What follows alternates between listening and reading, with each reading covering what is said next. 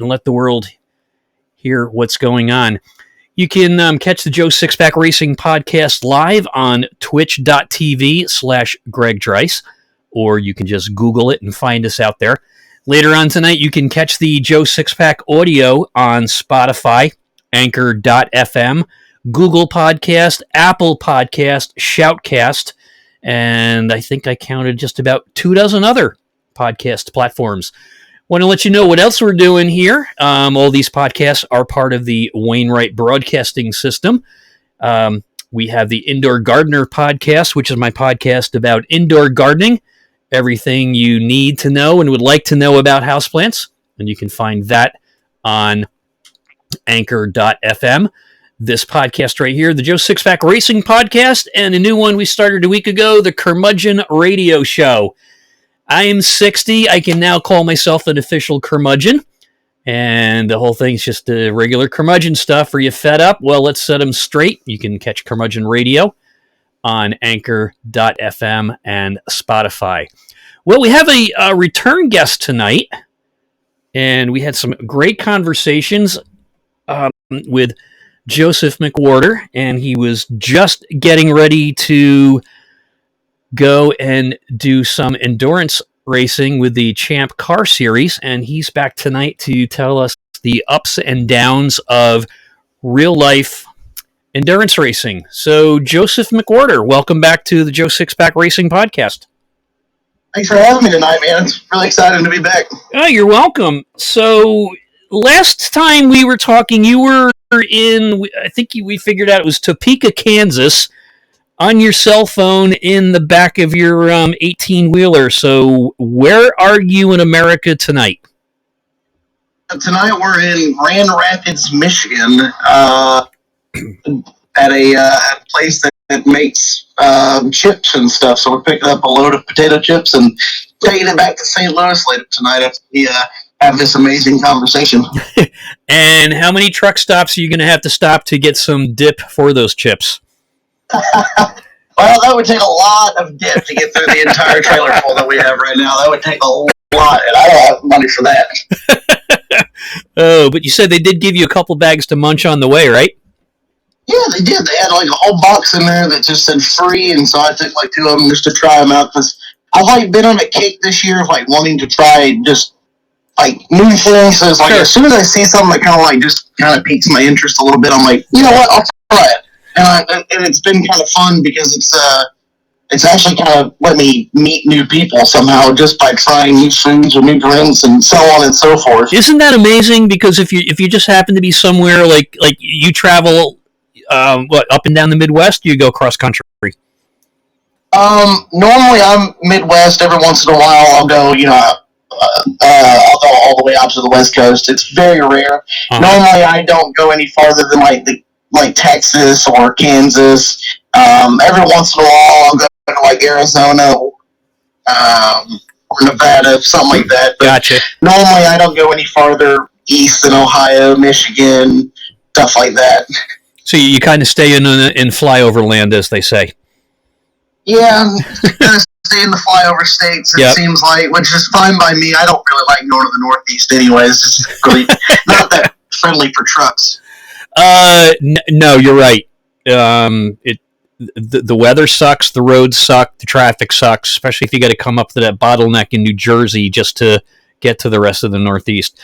You know, trying out new things, like you said, because it does work, because you do meet new people, because you could be somewhere and hear a conversation and somebody will say, hey, did you ever try brand X? And you're like, yeah, I just had some of those last night. And then you find out it opens up a whole new world when you're trying new stuff.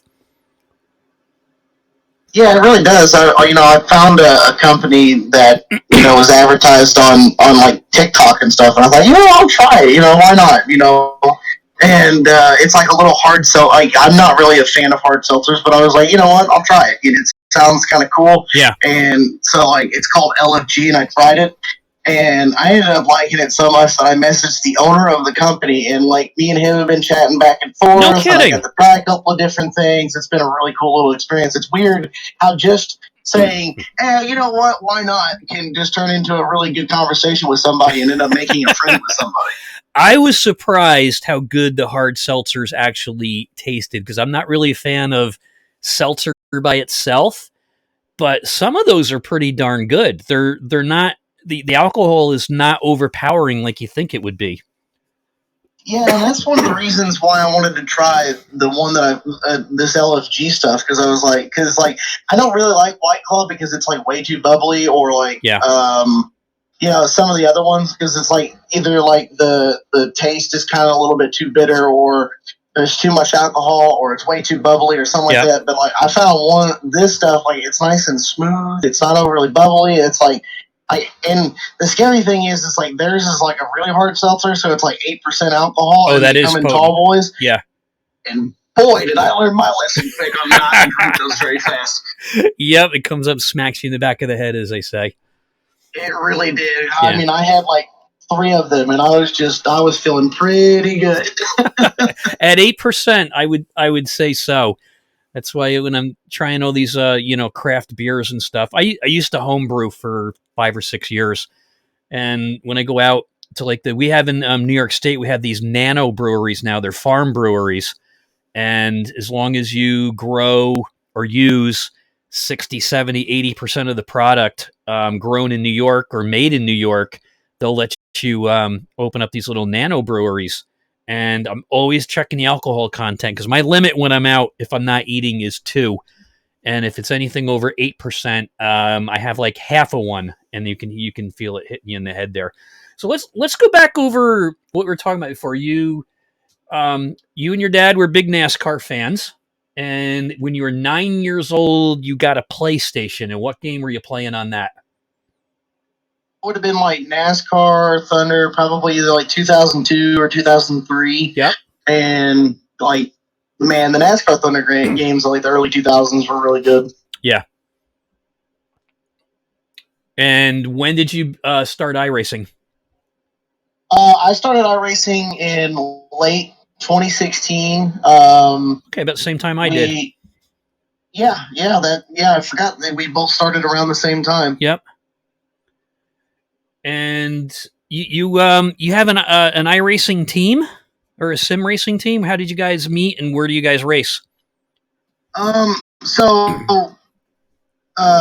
Driven Motorsports is the name of the team, and it was late, kind of like about 2 months after I joined iRacing. I seen a friend of ours who was the original owner of Driven Motorsports. His name's AJ. He made a post that they were looking for drivers for the fall of 2017 for the 24 hours. Oh, there you go. And so I ended up sending a message, and we ended up having like a little meeting and stuff, and we talked for a little bit, and they ended up bringing me on. I ran super late models with them in a couple of different leagues, loose lug nuts,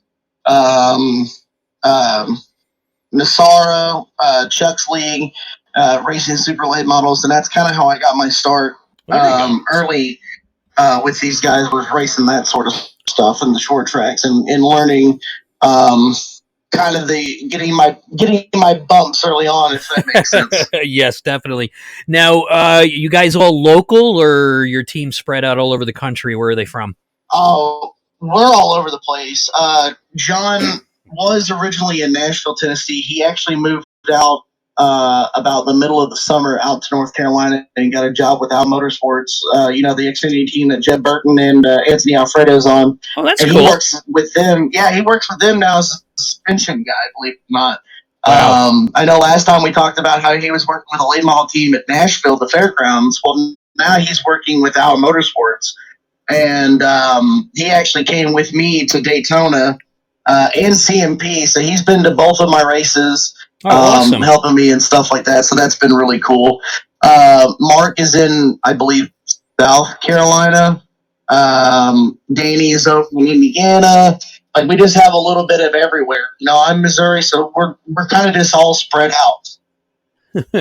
Well, we got so many in the chat room. I'm quaffing down this milk stout, and Boda86 says Guinness is the best. Yeah, I gotta say that's true. I gotta stand up for my Irish heritage there. But for some reason, I don't drink Guinness that much. I don't know. Maybe it's. I like Guinness. It is good. I think it goes really good with steak. Oh yeah, have you ever had a steak barbecued with Guinness or Guinness barbecue sauce? Check it out. I would try that. I think it's either marinated in Guinness or there's a barbecue sauce made with Guinness, and it does really, really well on a steak with just the little bit of char on the outside, or like what they call burnt ends on ribs and stuff like that. You're making me hungry. Eat those chips, boy. Oh wow. So, as you were saying when you were on around Christmas time last year, you were making an announcement that you were going to start your first real life racing. Tell me about that again. Oh, and he said, Sith Lord Blade, one of your teammates there, he said it's North Carolina, not South Carolina. Oh, okay, North Carolina. So they're both in North Carolina now. For some reason, I was thinking in South Carolina, but yeah. There you go. Sorry, that's Mark. That is our multi-time champion now. Unfortunately, on the team. Gotcha. Okay, and jumping in to correct the rest of the team, I see. Oh, before we jump into when you made that announcement first, really, we talked about being all over the place. When I ran Joe Six Pack Racing. It was so cool. We'd have our admin meetings. There was a guy in Long Island. I'm up here in upstate New York. Another admin was in Vermont. And the other guy, he would stay up really late. And he was from Ireland. And it was just so cool because I'm sitting downstairs in my man cave watching the news on TV. We're having our admin meeting. And there's from 4 people all over the world. It was really cool. So take me back to when you were getting ready for your first real life race. Where was it and how did you do? Yeah, so originally, we were supposed to be at Atlanta Motorsports Park in, I believe it was like March or May or something like that. Gotcha. And we were supposed to do that. Unfortunately, the car broke down in testing the week before. So we decided to reschedule. Mike Gorman, the owner of Open Throttle Racing, who I've been racing with so far this year, and have made 2 starts with. Well, technically 3 if you count like a double date kind of race. But anyway, so yeah, I worked with Mike. Mike apologized and stuff, and it wasn't his fault or anything like that. It's just one of those things that happen with quirky race cars. You know how they can be. Oh, yeah. Race cars can work 1 minute and then decide to just be off in their own little land the next minute. So we ended up rescheduling for Daytona for the 14 hours of Daytona in April, and we ended up. So John lived in Nashville at the time. This is before he moved over to the Xfinity team. And so we decided to both go down together and kind of do like a little mini vacation out of it. We went down the day before load-in day, and we went and did kind of the touristy stuff. We went to like a couple of different places. We went to the museum and did the tour of Daytona, the racetrack, because I hadn't been there since, I believe, 1999 when my dad took me when I was just a little itty-bitty kid. So it was kind of cool getting to see how different the racetrack was over the years and all the things that had changed. We went to a gun store, and John got to shoot a real 50 caliber sniper rifle, which was kind of cool. Oh, my gosh. Guns and did all the touristy stuff, had nice dinners, and then we did tech and everything on Thursday. On Friday, and we got all that done. I got to learn the car a little bit. It just being a Miata's, it's nothing all that special, but learn a little bit about the car. So we got the race and everything. I got in the car for a little bit. Unfortunately, I kind of messed up, and it was kind of a rookie mistake, and kind of something we overlooked was I didn't test fit the car before we started the race. Oh, okay. So, yeah, that was a little bit of a problem. Now, I had sat in the other car that we call Kermit. The one that I drove was Frankenstein. We had Kermit there, so that was the 2 cars. They're pretty much identical. Yep. And I sent you a picture of them running side by side at Daytona on the bank. Yep, and, I got that's the one that's up right now. So I fit in one of the cars that I had set in, but I hadn't sat inside of Kermit with like all my gear on and like strapped down. And so, I sat in Frankenstein and did all that fun stuff and checked radios. And, well, got into the race. I was in for about a half an hour, 45 minutes. And I come to notice that there's a roll bar that the other car doesn't have underneath the steering wheel. And my knees were in that roll bar. Oh, no. And yeah, so I ended up having to make the decision to get out just because of safety, and we were going to try and make it work to where I would switch over to Kermit knowing that I could fit it, if it wasn't battling for a position, if it was like a gap or whatever, since it was my first race. Unfortunately, that car had been in quite the battle pretty much all day for position, so it wasn't really feasible. But I did pit stops, and the car that I was in ended up coming home. The driver that was in it made a last lap pass for 10th place. Oh wow! And it was really cool. I mean, 14 hours, and it comes down to that. We ended up having to bring that car in for both the front hubs decided to no longer participate in the race. So we had to bring that car in after a rain delay and a lightning delay. Replace the front hubs. They got back on track. We didn't lose all that many laps because we were under caution anyways. Okay. So, we ended up scoring a top 10 for the very first race. It was pretty exciting. It was a very exhausting day. Everybody was wet and tired. And it was just nice at the end of 14 hours to drink a beer all together. And how many drivers did you have between the two cars? So we had 4 in Kermit, and we had, I think we had 6 or 7 in Frankenstein. So everybody, because some people had scheduled 2 stints like I did. I was supposed to do 2 stints. Yep. And then some drivers came and only did 1 stint. Oh, so I see. Frankenstein had a huge, a lot larger of a list than Kermit did. That's funny. Now, if you mentioned the two cars were pretty identical, why would the one that you bumped your knees on the roll bar, why would that be? I know nothing about race cars other than they go fast, and I love the smell of racing fuel, plus the cool paint schemes. Why would the one have that roll bar there and the other one didn't? So Kermit, the one that I had set in that I fit in, it has a roll cage that goes all the way up to the firewall. Okay. And is all the way, so basically its roll bars go in behind the dash. Well, I see. Frankenstein has a different type of roll cage where it ends in front of the dash, and that roll bar comes right across, right up underneath the steering column. Okay, so that was the difference. So instead of, it's just a small difference like that. And so instead of running all the way into the dash and stuff, it just had a cage that only runs right there. And it was just one of those small things because it was a new car for them that nobody really thought to think of. Oh, I got it. And how tight were your knees under there? Was it just something uncomfortable or that serious that you had to get out that quick? It was bad enough that I went to hit the brake pedal going into the bus stop on the backstretch, and my knee hit it, and I completely missed the brake pedal and flew into the bus stop at about $1.10 to $1.50. I had a BMW behind me, and missed the brake pedal.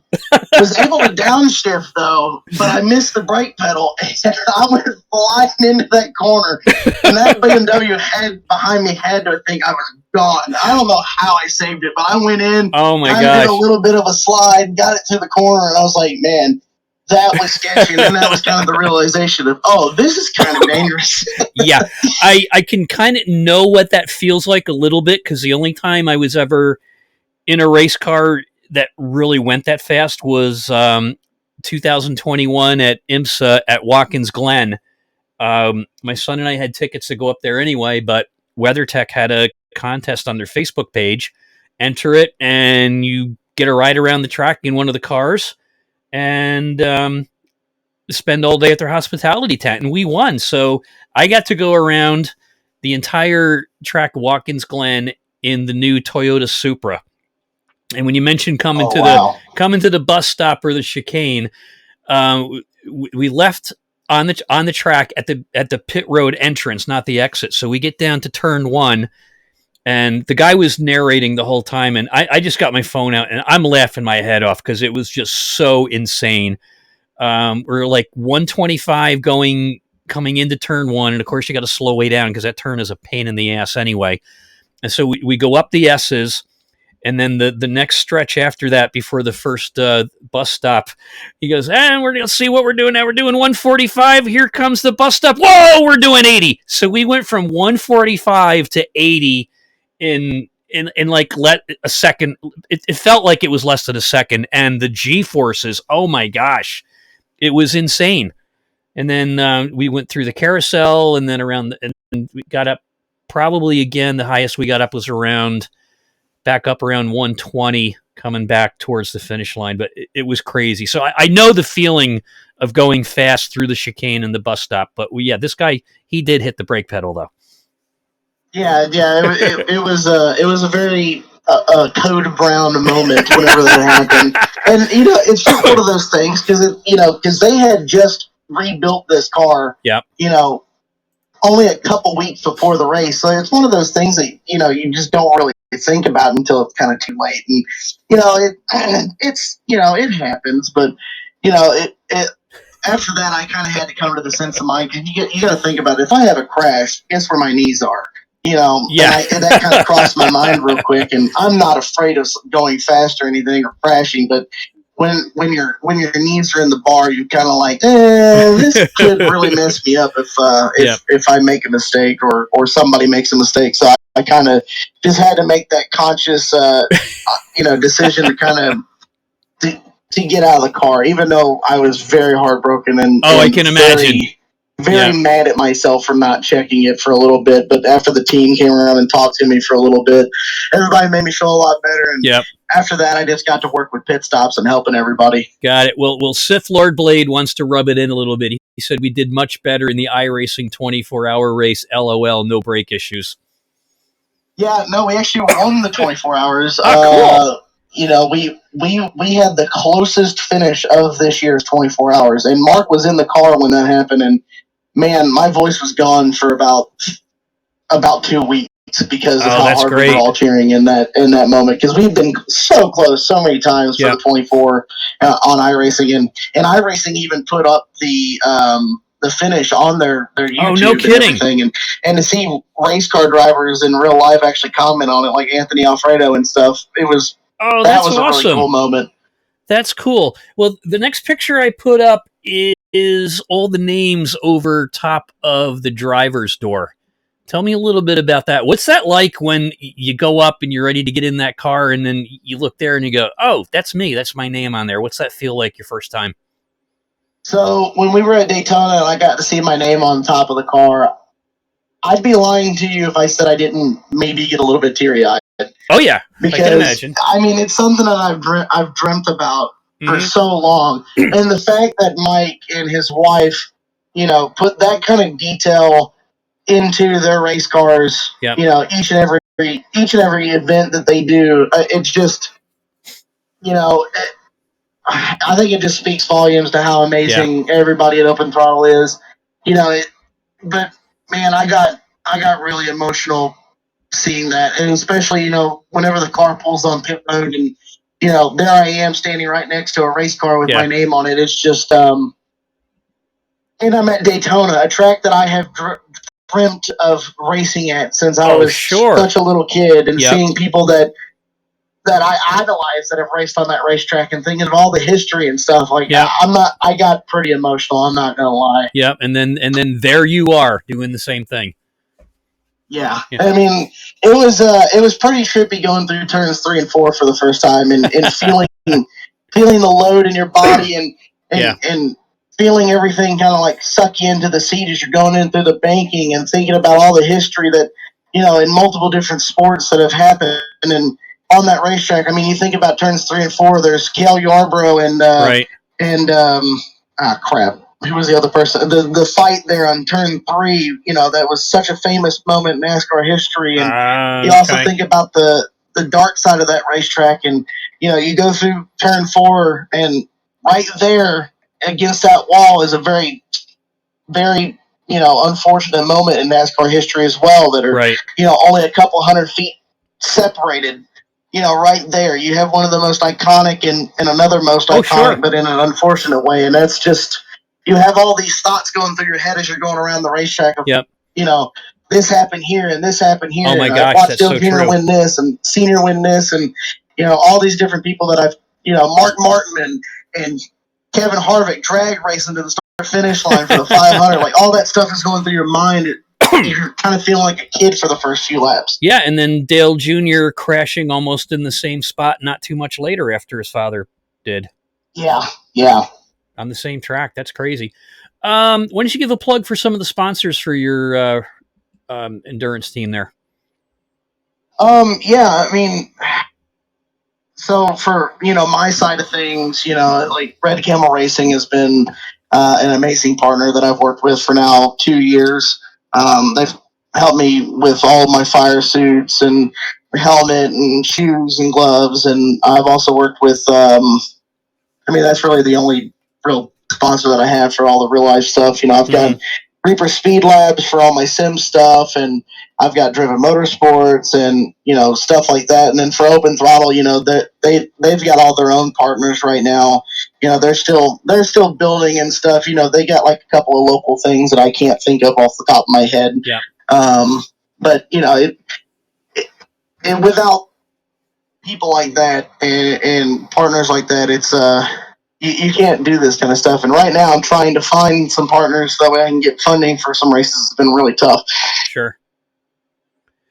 What are you currently running in iRacing now? What series or leagues you in? So on Saturday nights, I'm running War School again now for the third season. We were right in the middle of the season when we talked last time. We finished off that ARCA season with 4 wins and second place in points. We wrapped up my second season in the league about 6 weeks ago in the trucks. Finished second again. Unfortunately, I finished to my teammate Mark, who is in chat, and I'm sure he'll rub that in. It was quite a little bit of a battle. I had a terrible season last season in the trucks. It was not a very good season for me. I still got 2 wins, but man, I barely squeaked into the playoffs, and then kind of when the playoffs started, I started to turn the season around. I brought it within 15 points of Mark, after Daytona, after getting a second win, and unfortunately, Atlanta kind of fell apart, and Phoenix definitely fell apart. But it was a good season nonetheless. Back-to-back second place points finishes. You really can't complain too much with that. And now this season we're in the Xfinity car, and we're going to be going into our 7th week. Not this weekend, but next weekend we go into Indy. So it's been a really fun season. Me and Mark had a hell of a race at Charlotte on Saturday, and we finished 1-2. Unfortunately, the wrong way. He won, and I finished second. He just answered back 9 wins. He. Yeah. He had 9 wins last season when I only had 2, and it was very painful. Yep. Because he is now the most winningest driver in a single season in the league, which is okay. It's a bragging right. Just quite the accomplishment. That's a bragging right. What's your favorite series overall in iRacing?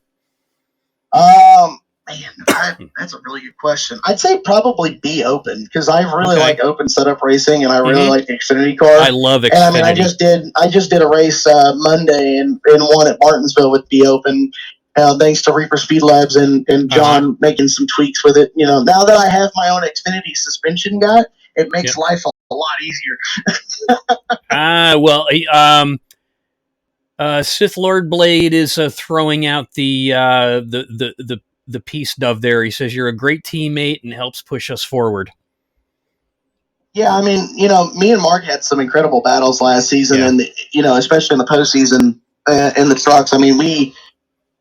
It looked like vintage. I'm sure you've watched back whenever like the COT days in NASCAR, like Jeff Gordon versus Jimmy Johnson. Like that was the kind of like how hard we were racing each other. Yeah, that's always fun. We were just door to door, inches away from each other, kind of racing for multiple races last season, and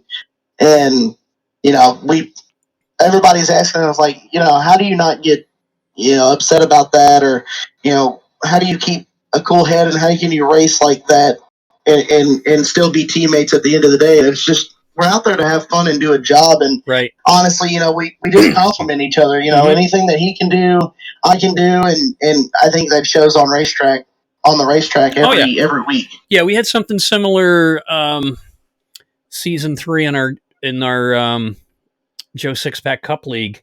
I was racing one of the admins. He was a regular top 5 finisher, and if I finished in the top 5, I might as well have won if I finished in the top 5. But normally I was like a top 10, and it was at Charlotte, and the broadcasters, we were fighting for third and fourth. I think it must have been the last 11 or 12 laps of the race. We were banging doors, and I would lead one part of the lap, he would lead the next, and both of our tires, my tires were shot. I don't know how I even stayed close to him. And then just one coming around, like with 2 laps to go, I just went a little too wide coming out of turn 2, and he had happened to bump me a little bit, and I went into the wall, and I wasn't able to catch him. Of course I was pissed off, but then after the race, you get over it. Like you said, you're out there, you're bumping and grinding, and then you're like, hey, don't do that to me. You do it back to him a little bit, and, because that's what you're doing. It's very competitive. And my wife is like, what were you doing? I heard you yelling down there. Everything okay? I go, yeah, we're guys. This is what we do when we race. We act like little boys. And then after the race, everything was fine. And he gets a hold of me on Discord. He goes, hey, bud. It was the Irish guy. He goes, you're not mad at me, are you? I go, 20 minutes ago I was, but not now. So that's just how it is. So yeah, we had quite the race at Charlotte this Saturday.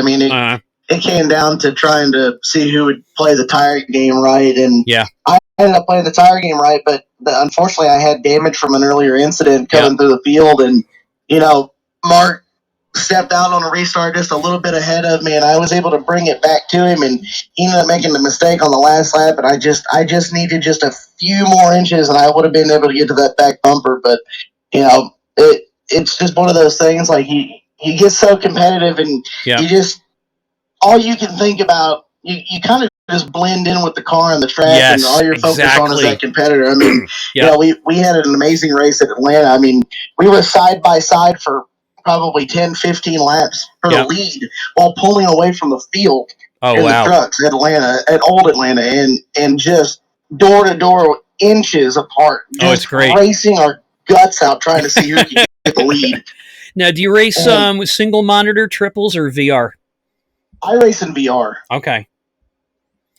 I think he's on triples. Okay. When you first started VR, did you get a vertigo or driving sickness from it? No, actually. Really? The only time that I've ever been bothered is like if I'm playing a game in VR and I'm like in third person and I move the mouse. That's the only time I might feel a little. That's about it. I haven't had much experience with VR except, again, at Watkins Glen. It was at the Air Force was there, and they had their exhibit. Yeah, Mark said he's on 32-inch triples. And they put VR glasses on, and you jumped out of a plane. And I got to tell you, it was freaky. The guy says, don't look down. I look down. Next thing you know, I feel like I'm falling. So then then all of a sudden you're falling, and then the parachute comes out, and you literally feel like you're, I don't know, umpteen thousand feet in the air, and there's the other planes below you and guys in parachutes. You look up, it was crazy. I'd be terrified. I'm scared of heights. Like flying for the first time. So I shared a picture with you of me, John, Mark, and Mark's dad all together at Bowman Gray. Yeah. And, this is the week after we wrapped up the championship in war school in the trucks. And I flew for the very first time. Oh, no kidding. And boy, that was nerve-wracking because I am scared like a little baby of heights. And I flew for the very first time out to North Carolina at Charlotte. And boy, that was quite the adventure, to say the least. So tell me a little bit more about that. That's the picture I got up there with your meeting with your sim team at Bowman Gray, and everybody's hanging out like a good time. How did that come about? Well, we just came up with the idea on a whim. We've been watching like Bowman Gray racing, a little bit before our war school races on Saturday nights every night, and we got to talking because John and I we got to meet face to face, last year, Mm-hmm. and we got to go to races together this year. He joined me at Daytona and CMP, and Yeah. we just came up with the idea of let's all meet up at the end of the season. Let's all hang cool. out, and we can go watch Bowman Gray. And so I flew out, and we went to the NASCAR Hall of Fame Museum, and Yep. we went to Bowman Gray, and we all hung out and had a really good time. I mean, it's just amazing to think that just a bunch of random dudes who met on the internet on a racing game Yeah. are meeting in real life and experiencing Yeah. something so amazing. I mean, John and I getting to experience Daytona together and CMP together, and all three of us getting to experience Bowman Gray together was amazing. I mean, the racing was really good. It was exciting, and there was action and tempers flaring, and even a flipped over race car at one point. It was just, it was amazing. Mark is asking you to ask about my driving, LOL, and I assume it's on roads and not on the track. Is that it? On oh yeah, sorry, I know what he's talking about. Okay. I gave him a whole bunch of crap the entire weekend while we were there in Charlotte, while I was there with everybody, because Mark is an amazing sim racer, but God, he does not drive very good in like normal traffic. He is not a very good driver. And me and his dad were giving him all kinds of crap the entire time. Oh, that's great.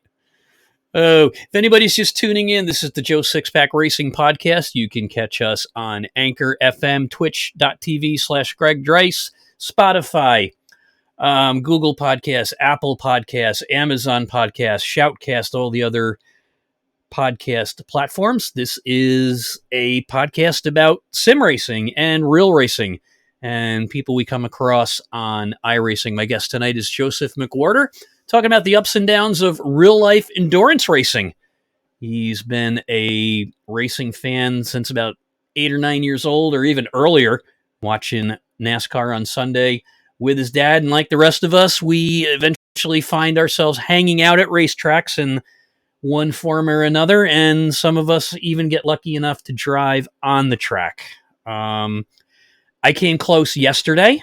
I would have been driving in a Miata at the Proving Grounds at Lime Rock, but it was raining and kind of my allergies were bothering me. Didn't feel like hanging out in the rain, waiting to drive the Miata with the 37 other volunteers that were with our right-handers group at Lime Rock. So what else, what other kind of trouble did you guys get in while you were there at Bowman Gray for that weekend?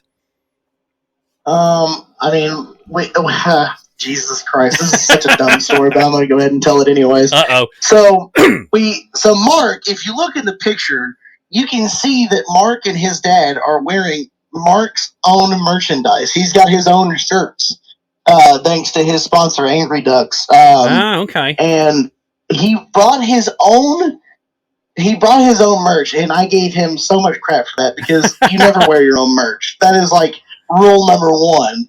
So we ended up going to the Hall of Fame Museum. We were going through, we were doing all that fun stuff. We did the simulator, we did the pit stop challenge and all that.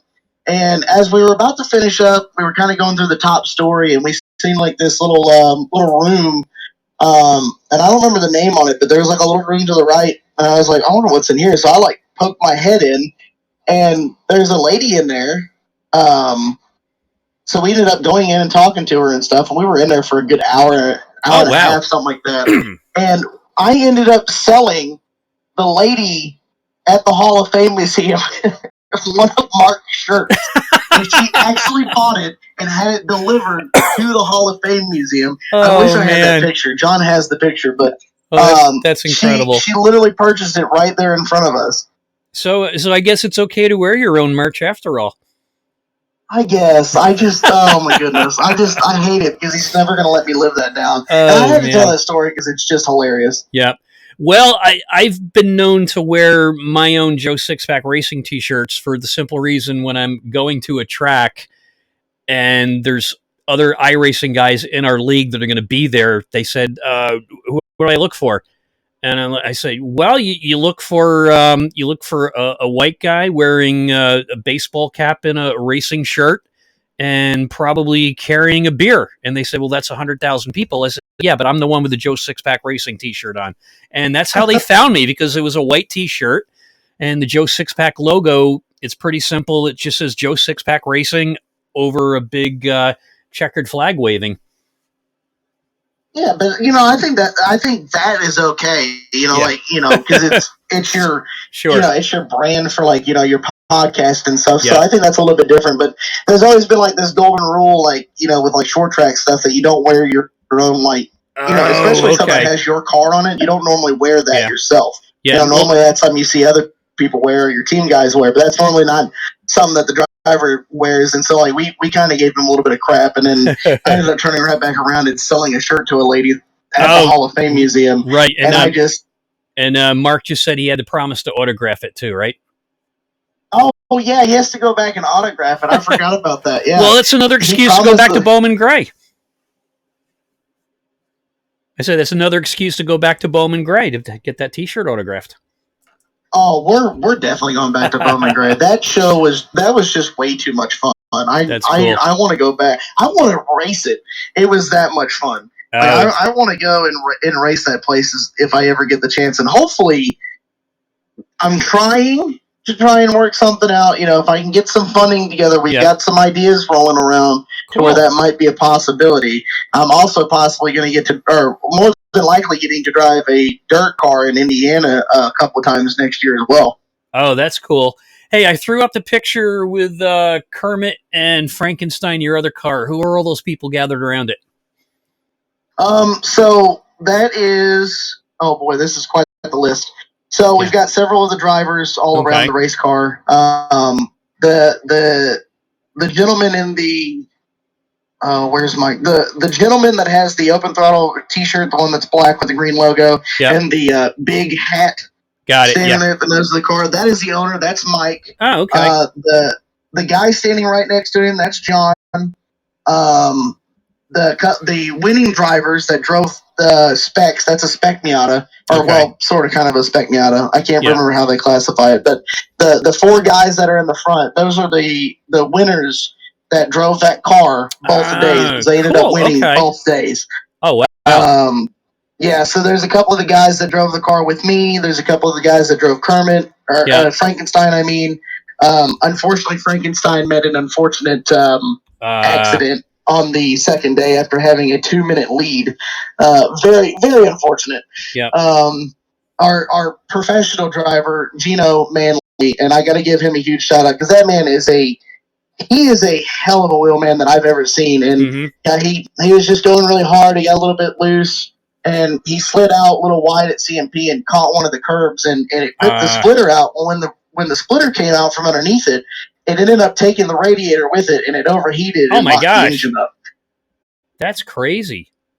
Yeah, and I think Gino is in that picture somewhere. Actually, no, it's not. He's not in that picture. But yeah, Gino was the one that drove that one. Yeah. But he's a hell of a wheelman that I've ever seen. Wow, that's crazy. So when you're not driving, it sounds like you take turns being on the pit crew. Is that how it works? Yeah, I worked the fire bottle pretty much the entire weekend, because, especially the second day, because I got in the car. So CMP, we went through practice and everything on Friday. Yep. Went really well. I was pretty much right there on time with a lot of the guys that have a lot more experience with me, so that made me really excited. Cool. We go out where the car that I was in ran fourth pretty much the entire day, the first day. I was in it for about an hour, or about a half hour to an hour. Again, unfortunate accidents and racing teaching me lessons. And I just, like I said, the ups and downs of racing. Really excited. Practiced really, really well. My first half of the stint went really well. I got forced onto the curb, and whenever the car landed back down on the racetrack, I jammed my back. Oh! And my entire back locked up. So I was out there for a few laps, barely able to breathe. I was barely able to move my arms. Everything kind of locked up. Yep. I don't know what caused it. I guess it was just a landing and not really having any padding in the seat or something, and it just jammed. That will do it. Yeah. I've been there, done that. I had I had spinal fusion. I think it was 21 years ago, so I know the pain. And some of the races longer races we get in on the Joe Six Pack League and stuff like that. The end of the race, I don't know how you guys do it in the real cars, because I know when I'm done with a tough battle on sim racing, like a 90-minute or an hour, sometimes a 2-hour race, I am physically exhausted. So I don't know what it's like being in a car where it gets super hot and for that long. So, kudos and hats off to you guys that do that. That weekend was really hot because so it was like mid-90s the entire weekend, and I've got a 3-layer suit, and it was just really hot. All of us were struggling pretty much the entire time. Yeah. And not to mention, those Miatas don't have power steering, and oh my gosh, that is something to get used to. Yeah. You want to talk about tired? Even just I wasn't actually all that bad after getting out of the car. I was hurting and stuff, but I wasn't. My arms were okay, both at Daytona and there. Yeah. But then again, I do a lot of the arm stuff and at the gym and stuff, so I wasn't too bad with that. Yeah. But I ended up having to get pulled out of the car, and boy, did that hurt. It was not fun trying to crawl out of there. And Mike is, you can see the difference in size between Mike and me. And Mike grabs me by those little, the straps at the top of my fire suit and just yanks me out of the car. And, man, it was a little bit unfortunate, but, I ended up getting my back to finally crack and, unjam. And so I just worked pit stops pretty much the entire rest of the weekend, and because we kind of had to rearrange everything after Sure. Frankenstein blew up. Yeah. So more of the experienced guys got put as priority the second day. Sure. Which is fine. That doesn't. You've also got to think about the team and all the money that's been put into it and everything. Right. So that is fine by me. I'm more than happy to.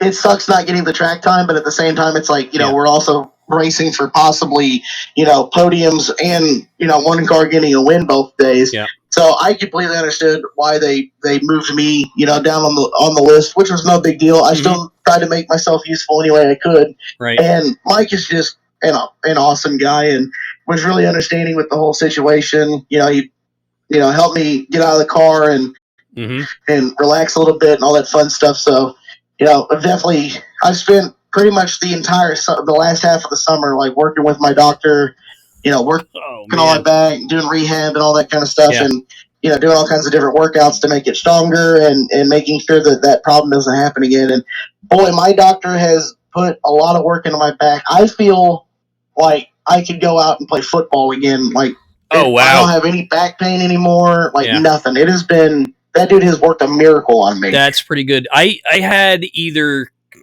I was not without pain probably for about 12 years. I either had sciatica, that's a pain in the butt. The sciatica, you just walk and all of a sudden that knifing pain starts in your butt and goes down your leg.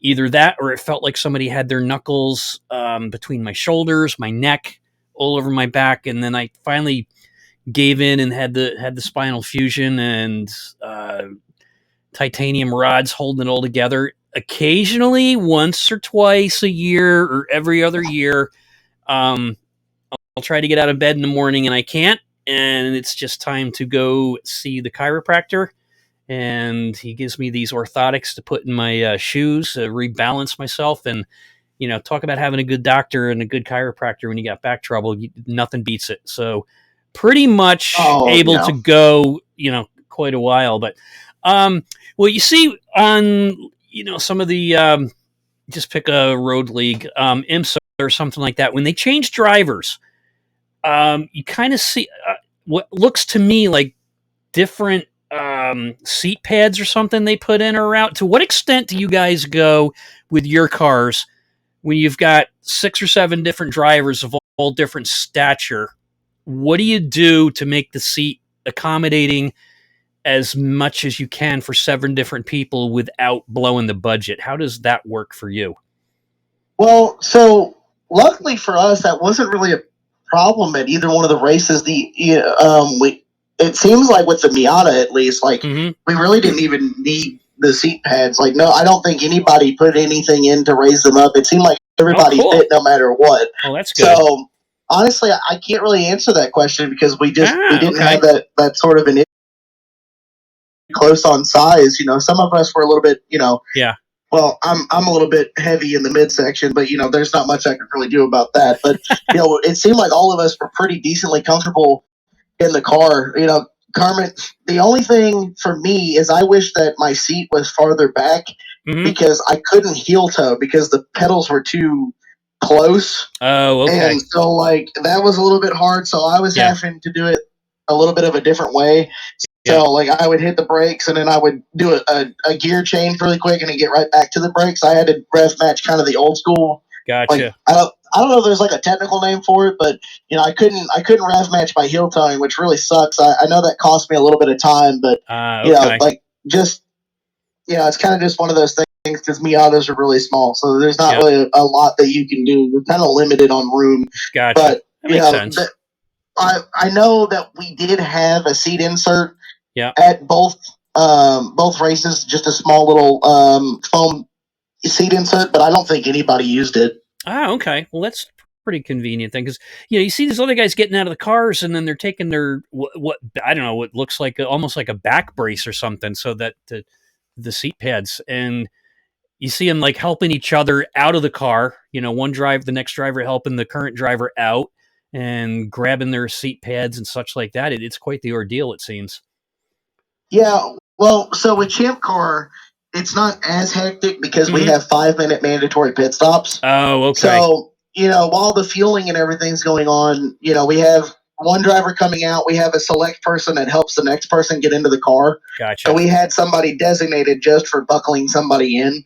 Oh, all right. So that way the driver that's coming out, he's hot, he's tired, he can go just immediately into the fans and where it's nice and cool up underneath our little shaded area that we had there on pit road. Okay. So, that was kind of that one person's job. Yep. But it's a lot less hectic. I did see some people that did have custom seat inserts. Right. Little foam ones that are nice and cut to them. Right. There was a couple of people down further pit road that had that.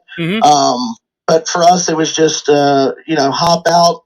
Next guy gets in, and then our designated person got in there and started buckling everybody up and putting the radios together and everything. But there is a little bit of a hurry because it is 5 minutes. You want to get in there as quickly as possible. That way we can check tire pressures, the oil, and all that fun stuff. And that way the car, as soon as we have just a few seconds left on the clock, we can send it out into the pit box, and that way whenever it gets to the end of pit road, that 5-minute time's up.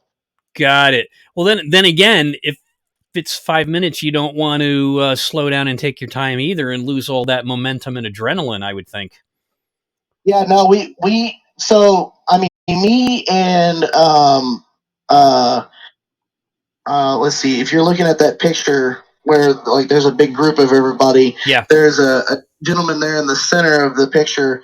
His name's Kenny, and we had the fuel stops down to a science. I'd hop over with the fuel tray and the fire extinguisher. I'd run to drop it right there below the intake for the fuel. I popped the door for it and then stand back with my fire extinguisher while Kenny was sitting there fueling the car.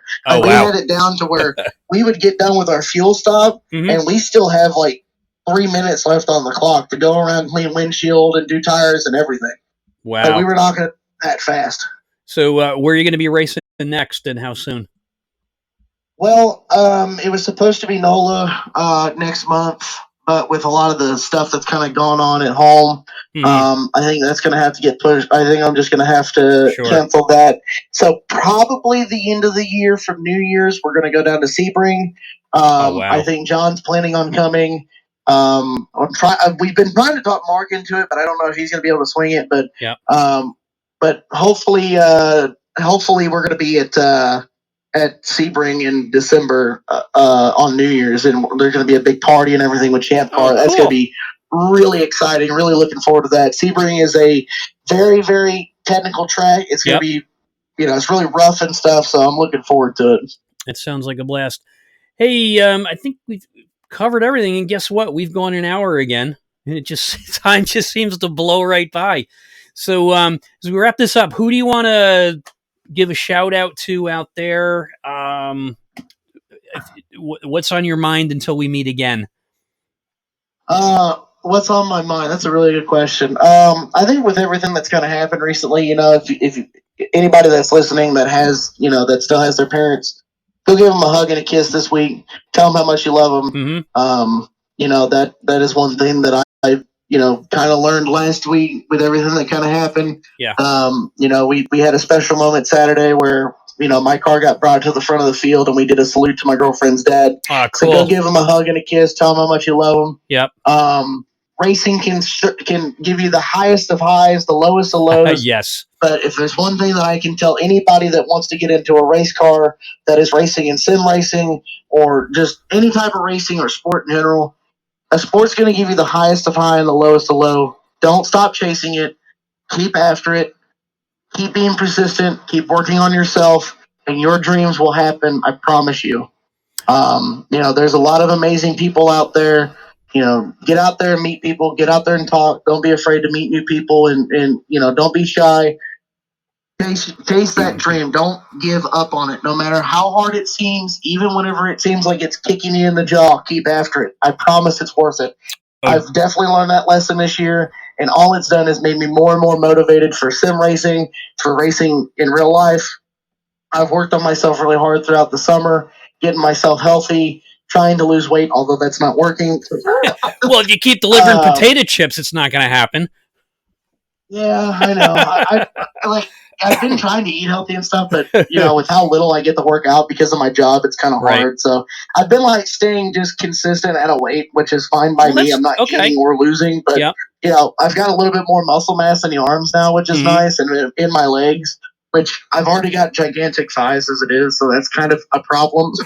I've been keeping more muscle mass in them, but it is what it is. I hear you. But there's a lot of people that I got to thank. I want to thank all my friends, family for all the support this year. I cannot thank everybody enough. Mark, my teammate, all my friends, all my teammates, John for helping me this year at Daytona and CMP, kind of keeping my head straight whenever I was kind of down in the dumps after everything happened. I want to thank you for having me on again. It's really exciting to be on and having a chat with you again, and hopefully I love doing this here soon and have some more conversations about stuff or things. Yep.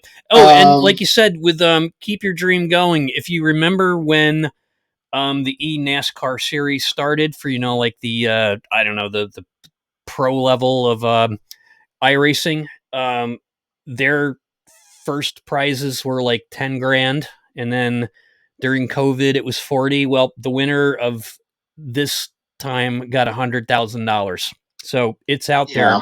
And my last guest I had on a couple weeks ago, he's over in London, and he runs an outfit called simstaff.net. These guys, this is the Amazon of sim racing. They do setups. They manage teams. They're talent scouts. They run events.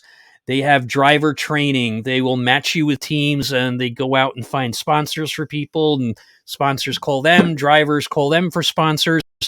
It's amazing. It's simstaff.net.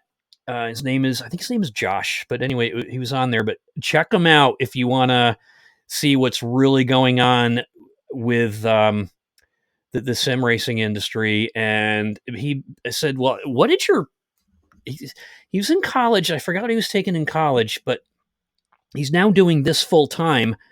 And basically he said, I was talking to my dad about it, and he says, you're going to leave college to play video games? And he says, no, look what we do. So if you want to check out what's going on that end, and maybe even find sponsors for your team there and other avenues to get funding and stuff like that, check out simstaff.net and tell them Joe Sixpack Podcast sent you. Guy is amazing. Great website. And just go through all the services they do. I mean, they're actually like talent scouts for sim racing. He said they'll get certain companies that'll call them and say, "What's this sim racing stuff? We might want to sponsor it." And then they'll match drivers with teams and teams with drivers, and they manage events. They'll broadcast for you.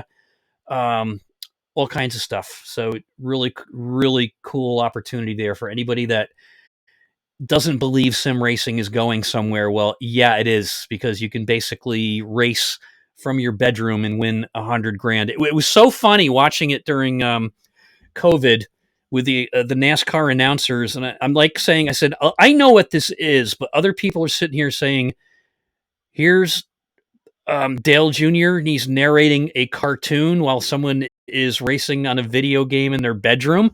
And that's what was going on. The guy had a rig in his bedroom, and there's the family dog going in back and forth up and down the hallway behind him. And then he wins. He won $40,000, and his parents and everything came in the room. The kid, I think, is like 17, 18, 19, something like that. Oh, Zach Novak. That's yeah. what I'm talking about. Yeah, crying his eyes out. And I'm like, oh my gosh.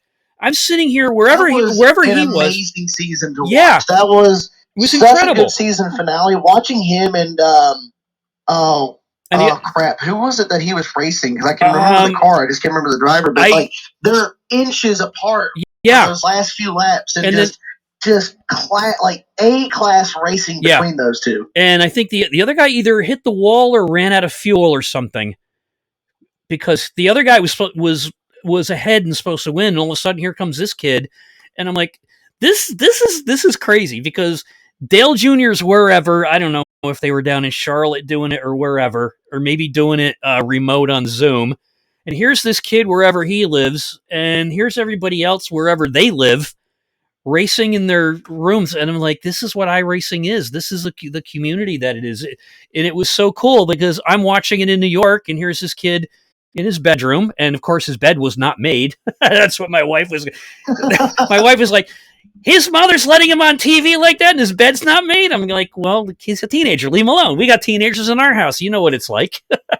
So yeah, check it out. Simstaff.net, and anybody like Joseph just said, I called him Scott all night long and almost did again. Follow it, go after it, find tournaments to get into, and check out all the different broadcasters and the money races on iRacing.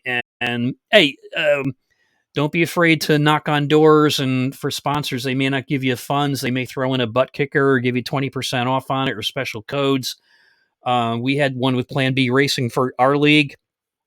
You just put in JSPL for Joe Sixpack Racing League. You got free shipping, but after inflation came around, that went away, and we got a 10% cut on every sale. So it paid for some of our broadcasting. So yeah, it's out there. And if you're a decent race team and stuff like that, Joe Sixpack Podcast might throw some money your way. Won't be much, because I'm a semi-retired guy running a lawn care company, and we had a big drought up here this summer. That's why I do Uber now, so I can drink some beer while I'm doing this. So yeah. Anyway, Joe, thanks again. Drive safe, and don't eat too many of those potato chips there, because you don't want your hands greasy on that wheel while you're driving that 18-wheeler. Keep in touch. Let me know what's going on. And when you get a few more races, we'll talk again later this year, maybe. Yeah, absolutely. And I will definitely check out that Simstaff, because, like I said, I'm desperately trying to find some funding for some races. So, maybe they'll be able to help try and find some sponsorship for some real stuff, because we got several different opportunities next year that are open. I just need to find the money. Okay. And, like I said, hit me up. Like I said, it won't be much. It might be enough to buy a bag of potato chips, or I'll send you a mug or something like that, so you can drink your coffee the next morning with a Joe Sixpack Racing mug and say, hey, I know that guy. So anyway. Yeah, I mean, we got amazing broadcasts and stuff on Saturday night. It would be an honor to have you on the car a couple of times this season. It'd be a lot of fun to have you. Yeah, well, Mark just said we at Driven will accept any and all sponsors, LOL. So definitely, we'll come up with something. Hit me up after Thanksgiving or something like that, and we'll talk again. Anyway, Joe, thanks a lot. Mark and everybody else out there, thanks for tuning in. And if you're watching right now, you can pick this up on Anchor.fm and Spotify later on. It also gets directly uploaded to YouTube shortly, where it will live in infamy.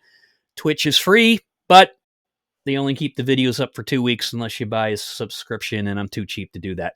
And anyway, this is the Joe Sixpack Racing Podcast. You can catch us on all the major podcast platforms.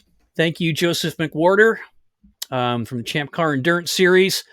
Thanks, Driven, for watching tonight. Thanks a lot out there, Mark. I want to let you know the Joe Sixpack Racing Podcast is part of the Wainwright Broadcasting System, and our other podcast, the Joe Sixpack Racing Podcast, the Indoor Gardener Podcast, everything and anything you need to know about indoor gardening. You can check us out on Facebook, The Indoor Gardener, and you can also check out my retail shop, theindoorgarden.etsy.com, where we have rooted cuttings, rare plants, cool plants, flowering plants, succulents, and occasionally some herbs. And now that I'm officially a curmudgeon, the Curmudgeon Radio Show, which you can catch on Anchor FM and Spotify with a new edition coming out soon. Once again, Joe, thank you so much. Drive safe, and we'll chat again soon. Thank you for having me. I appreciate it. Everybody, have a good night. Good night.